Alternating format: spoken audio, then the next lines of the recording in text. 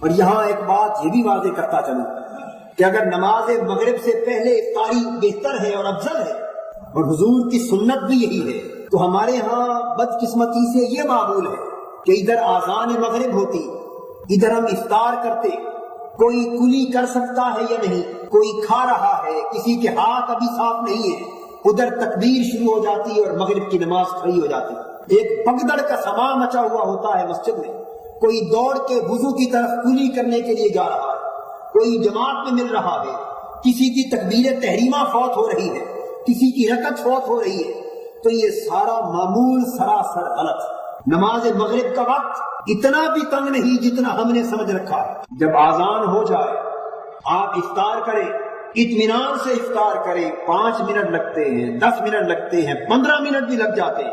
افطار کر کے جب تمام لوگ فارغ ہو جائیں تو اطمینان سے تکبیر کہہ کر نماز مغرب ادا کریں۔ 5، 10، 15 منٹ کی تاخیر سے نماز مغرب مکروہ وقت میں داخل نہیں ہوتی۔ رمضان المبارک کے علاوہ کثرت کے ساتھ میرے آقا شعبان کے روزے رکھتے۔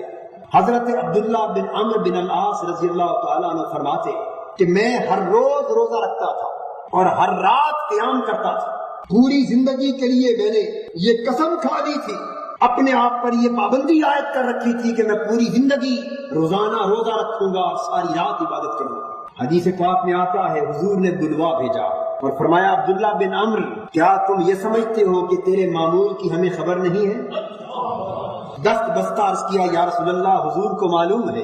حضور نے فرمایا کہ عبداللہ تمہاری اگر یہی خواہش ہے کہ تمہاری ساری زندگی روزے میں گزرے تو تم رمضان کے روزے قضا نہ کیا کرو اور ہر مہینے صرف 3 روزے رکھ لیا کرو، اللہ تعالیٰ تمہاری ساری زندگی روزے کی حالت میں لکھ دے گا۔ اس لیے کہ اللہ ایک نیکی کا اجر 10 گنا عطا کرتا ہے۔ مہینے کے 30 دن ہوتے، اگر ہر مہینے 3 روزے رکھو گے تو 30 دنوں کے روزوں کا ثواب ملے گا۔ ہر مہینے کے 3 روزے 11 مہینوں کا ثواب دیں گے، اور رمضان کا روزہ تو پھر بھی کامل ہوگا۔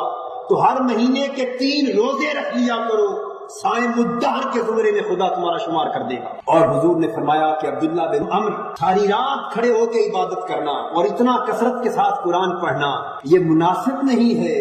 تیری جان کا بھی تیرے اوپر حق ہے، تیری بیوی کا بھی تیرے اوپر حق ہے، تیرے بچوں کا بھی تیرے اوپر حق ہے، تیرے ملاقاتیوں کا بھی تیرے اوپر حق ہے۔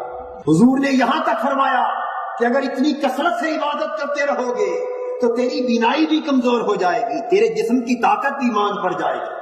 حضور نے یہ بھی فرمایا کہ عبداللہ بن عمرو اگر اتنی کثرت کے ساتھ عبادت کا بوجھ تجھ پہ قائم رہا، فرمایا تجھے کیا خبر کہ اللہ تجھے بڑی لمبی عمر عطا کرے، تو جب تو بڑھاپے میں پہنچے تو تو چاہے گا کہ اسی معمول کو قائم رکھے لیکن قائم نہ رکھ سکے گا۔ اور فرمایا کہ نیک عمل اور فضیلت والا عمل وہ ہے جو بے شک تھوڑا سا ہی کیوں نہ ہو لیکن بڑی پابندی، مداومت اور موازنت کے ساتھ پوری زندگی قائم رکھا جائے۔ احب العمل الی اللہ ما داوم علیہ صاحبہ وان قل، اللہ کو سب سے زیادہ محبوب وہ عمل ہے کہ عمل کرنے والا ساری زندگی اس پر عمل کرتا رہے، بے شک وہ بڑا تھوڑا سا عمل کیوں نہ۔ دوسرا عمل نبی اکرم صلی اللہ علیہ وسلم کا رمضان المبارک کا قیام ہے۔ حضور نے فرمایا من قام رمضان ایمانا و احتسابا غفر له ما تقدم من ذنبه، جس شخص نے رمضان کی راتوں میں قیام کیا بڑی لگن کے ساتھ، بڑی محبت کے ساتھ، بڑے شوق کے ساتھ، بڑے انہماک کے ساتھ، استغراق کے ساتھ، اللہ کی رضا کے لیے، ایمان کی دولت لوٹنے کے لیے، اپنے نفس کا محاسبہ کرنے کے لیے، خود کو اللہ کی بارگاہ میں حاضر کرنے کے لیے، ایک مجرم جان کر اپنے آپ کو اللہ کی بارگاہ میں حاضر کرنے کے لیے، جس نے ان تصورات کے ساتھ رمضان کی راتوں میں قیام کیا، نماز تراویح پڑھی باقاعدگی کے ساتھ، حضور نے فرمایا اس کی پچھلی ساری زندگی کے گناہ بخشے گئے۔ مسند احمد بن حنبل میں ایک حدیث آتی اور نسائی شریف میں بھی وہ حدیث منقول ہے۔ بعض لوگ یہ سمجھتے ہیں کہ نماز تراویح صرف نفل ہے، سنت نہیں ہے، یہ خیال بعضوں کو آتا ہے۔ اس غلط فہمی کا ازالہ بھی اس حدیث سے ہو جائے۔ میرے آقا نے فرمایا ان اللہ قد فرض علیکم صیام رمضان وسننت قیامہ فمن قامہ وصامہ، اللہ نے رمضان کے روزے تم پر فرض کیے اور میں تم پر رمضان کا قیام یعنی نماز تراویح کو سنت قرار دیتا ہوں۔ روزوں کا فرض کرنا یہ اللہ نے کیا، نماز تراویح کو سنت میں بناتا ہوں۔ فمن قامہ وصامہ خرج من الذنوب کیوم ولدتہ امہ، جس شخص نے رمضان کے سارے روزے رکھے اور رمضان کی ساری تراویح کی نماز پڑھی ایمان اور محاسبہ نفس کے تقاضوں کے ساتھ، وہ شخص گناہوں سے اس طرح پاک ہو گیا جس طرح آگ اس کی ماں نے اپنی پیٹ سے اس کو جلا دیا۔ رمضان کے روزوں کا نماز تراویح کی اس لگن کے ساتھ ادائیگی کا یہ اجر ہے۔ نماز تراویح سنت مؤکدہ ہے، اس کا جان بوجھ کے چھوڑنا گناہ ہے، اور جماعت کے ساتھ نماز تراویح ادا کرنا سنت کفایہ ہے۔ نبی اکرم صلی اللہ علیہ وسلم نے جماعت کے ساتھ بھی نماز تراویح ادا فرمائی اور علیحدہ اپنے گھر میں بھی نماز تراویح ادا کی، اور پورا مہینہ ایک امام مقرر کر کے نماز تراویح التزام کے ساتھ باجماعت ادا کرنا یہ خلفائے راشدین کی سنت، پھر اس وقت سے لے کر آج تک پوری امت کا اس پر اجماع ہے۔ تو دو معنی ہیں تراویح کے۔ اب ذرا اس تراویح کے مفہوم کو بھی سمجھیں اور ہم اپنے عمل کو بھی اپنے گریبان میں جھانک کر دیکھتے چلیں۔ تو تراویح چونکہ راحت سے ہے تو اس کا معنی یہ ہوا وہ نماز جو بڑے آرام اور سکون کے ساتھ پڑھی جائے۔ اب خود دیکھ لیجئے کہ ہم کتنے آرام کے ساتھ نماز تراویح ادا کرتے ہیں۔ اس طرح نماز تراویح پڑھتے ہیں جیسے شاید کوئی دشمن حملہ آور ہو رہا ہے اور چند منٹ ہے، جلدی سے اس نماز سے فارغ ہو اور جا کے بستر پہ سو جائے۔ اور نماز تراویح کا مفہوم تقاضا کرتا ہے کہ آرام، راحت، سکون اور اطمینان کے ساتھ ادا کی جائے۔ پھر تراویح کا جو لفظ ہے یہ جمع کا صیغہ ہے۔ کون سا صیغہ ہے؟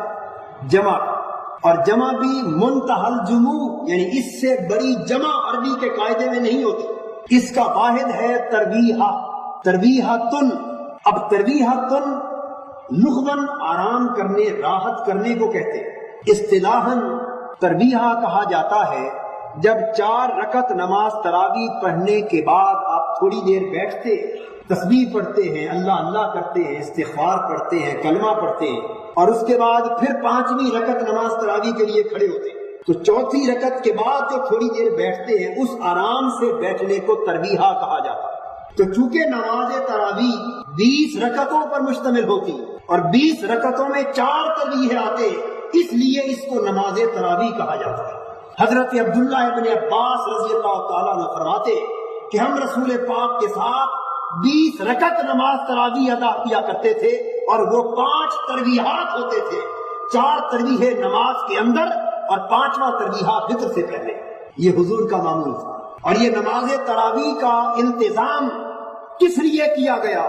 تاکہ اس بہانے میرے امتی رمضان کی راتوں کو قیام کر سکے، رمضان کی راتوں کو قیام کر سکے، اس لیے اسے قیام رمضان کہا جاتا ہے۔ سارا سال 11 مہینے میں اتنے طویل قیام کا حکم نہیں، ایک رمضان ہی کا تو مہینہ ہے جس میں اللہ بھی چاہتا ہے کہ میرا بندہ زیادہ سے زیادہ کھڑیاں جاگ کر میرے حضور کھڑا ہو کے گزار دے۔ اللہ کا رسول بھی چاہتا ہے کہ میرا امتی رات کا زیادہ سے زیادہ حصہ خدا کے حضور کھڑا ہو کر اس کا قرآن پڑھتے پڑھتے گزار دے۔ لیکن کتنے بد نصیب ہیں ہم کہ ہم تیزی کے ساتھ قرآن پڑھتے ہیں، کثرت کے ساتھ قرآن کو سننا چاہتے ہیں تیزی کے ساتھ، اور نماز تراویح کو اٹھا کر تیزی سے پھینک کر کسی گڑھے میں گھر چلے جاتے ہیں۔ یہ تراویح کا نماز نہ پڑھنا ہے نہ سننا ہے۔